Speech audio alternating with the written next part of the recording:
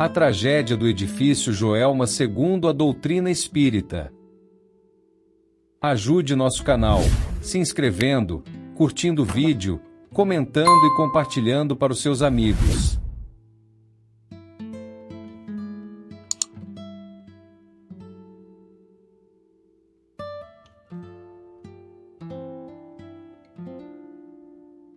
Manhã do dia 1º de fevereiro de 1974, uma sexta-feira como qualquer outra, os funcionários do edifício Joelma iniciavam mais um dia de trabalho.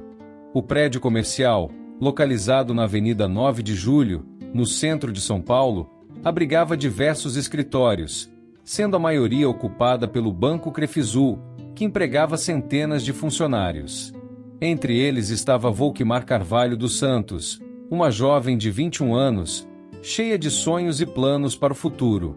Formada como professora primária, havia sido recentemente aprovada para o curso de Letras na Universidade de São Paulo, mas continuava trabalhando na área administrativa do banco, onde exercia funções de gravadora em processamento de dados no 23º andar. Na véspera da tragédia, Volquimar havia faltado ao trabalho para preparar sua documentação de matrícula na universidade. Naquele dia, porém, estava de volta ao escritório, sem saber que seria seu último. Por volta das 8h50 da manhã, um curto-circuito no sistema de ar-condicionado do 12º andar deu início ao incêndio. Como o edifício possuía materiais altamente inflamáveis, como divisórias de madeira, carpetes e forros de fibra sintética, o fogo rapidamente se espalhou. Em questão de minutos, as chamas tomaram mais da metade do prédio. A estrutura do Joelma apresentava diversas falhas de segurança, que tornaram o combate ao fogo quase impossível. Não havia escadas de emergência externas. Os hidrantes internos não tinham pressão suficiente. O edifício não possuía um heliporto, dificultando o resgate aéreo. Os elevadores pararam de funcionar rapidamente devido ao calor e à fumaça densa. O revestimento externo de alumínio e vidro ajudou a reter o calor, transformando o prédio em uma fornalha.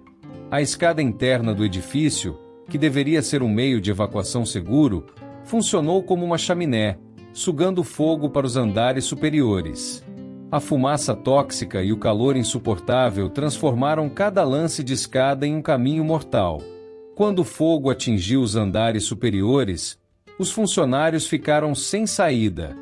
Muitos correram para janelas, tentando escapar do calor e da fumaça, enquanto outros se dirigiram ao terraço, na esperança de um resgate aéreo. Entre essas pessoas estava Volquimar. As imagens do incêndio foram chocantes. Funcionários desesperados saltavam dos andares na tentativa de escapar das chamas. Outros, sem opções, foram carbonizados no terraço, onde o calor era insuportável. Estima-se que mais de 60 pessoas desencarnaram ali, incluindo Volquimar.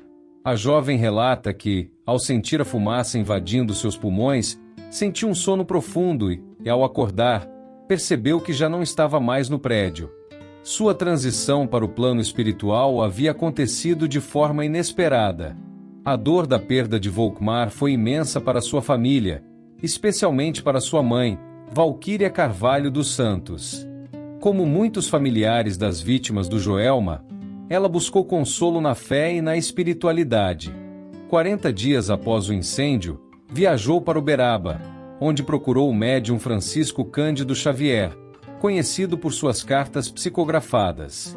No encontro, Chico Xavier descreveu detalhes da vida de Volquimar, incluindo informações que ele não poderia saber de forma natural, como o fato de que a jovem havia deixado em casa um cartão de comunicação mediúnica com letras e números, que usava para se comunicar com os espíritos ainda em vida.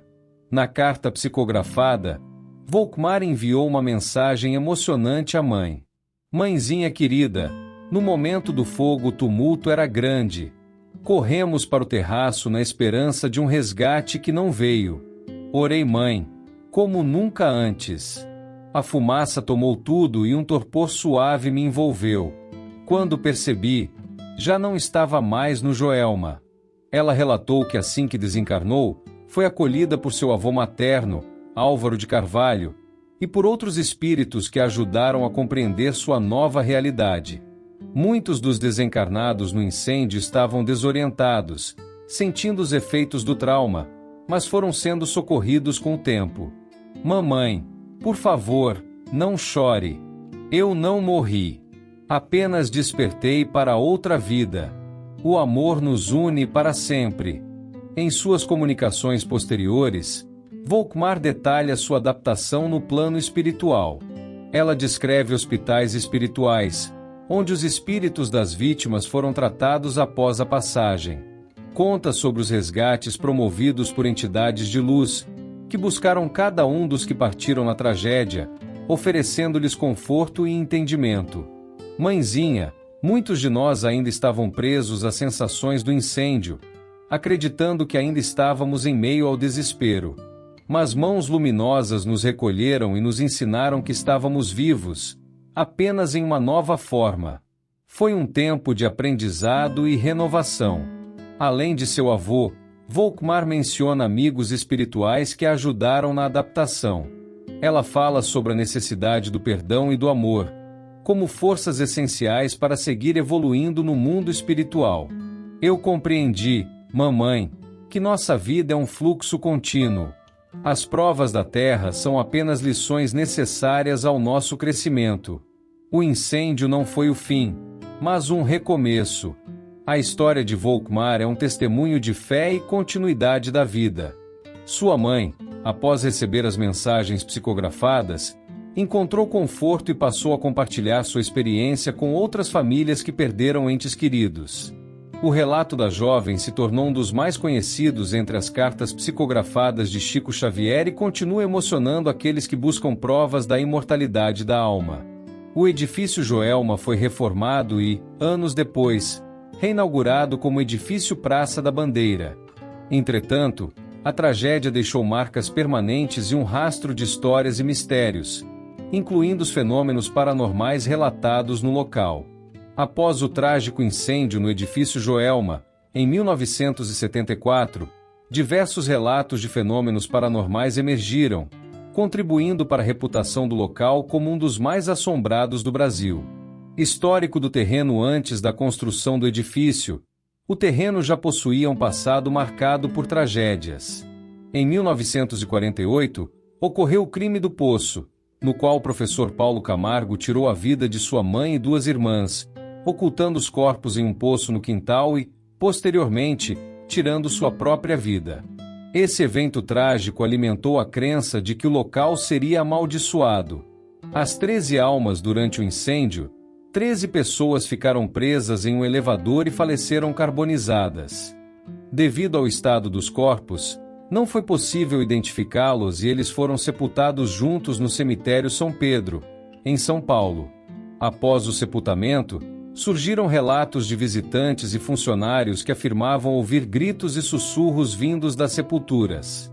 Com o tempo, as 13 almas passaram a ser veneradas por devotos que acreditam em seu poder de intercessão, deixando copos de água sobre as lápides como forma de homenagem. Relatos de aparições funcionários e visitantes do edifício relataram diversas experiências sobrenaturais, incluindo fenômenos poltergeister, relatos de luzes que se acendem e apagam sozinhas, portas que abrem e fecham sem explicação e sons inexplicáveis nos corredores. Testemunhas afirmam ter visto figuras espectrais como uma mulher vestida de branco flutuando no estacionamento do prédio. O filme Joelma, 23º andar em 1979, foi baseado nas cartas psicografadas por Chico Xavier atribuídas a uma das vítimas do incêndio. Durante as filmagens, a equipe relatou ocorrências estranhas como ruídos inexplicáveis e equipamentos que funcionavam de maneira anômala. Uma fotografia tirada durante as gravações mostrou uma silhueta que muitos acreditam ser de um espírito presente no local. A tragédia do edifício Joelma foi um dos incêndios mais impactantes da história do Brasil, deixando marcas profundas na cidade de São Paulo e na memória de seus habitantes. Mas além do sofrimento e da dor, a história de Volkmar Carvalho dos Santos nos lembra que a vida não termina com a morte e que, de alguma forma, o amor transcende todas as barreiras.